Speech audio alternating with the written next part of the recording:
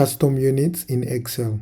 Now you'll find that mostly when you input your numbers or your quantities, let's say like how it is here, this one is 1 kilogram, 45 kilograms. The moment you try to add this equals to sum of all these, I'll be getting a 0, or you can get an error of not available. Why is it? Because Excel is looking at this as a text.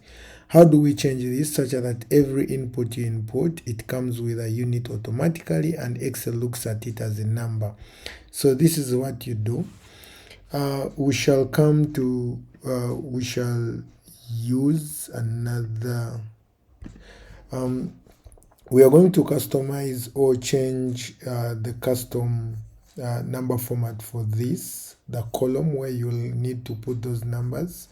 So I go to General, I go to number format, then number format, customize. This is it.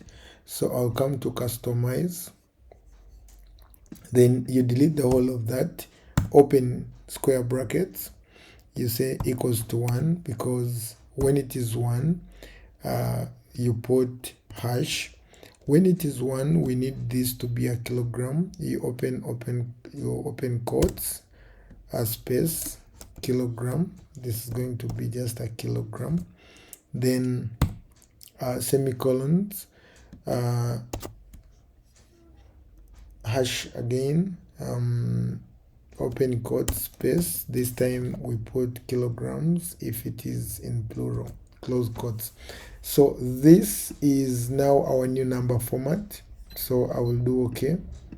So everything I put here, if I put in 3, it will be in kilograms. I put a 1 kilogram, it put 45 kilograms.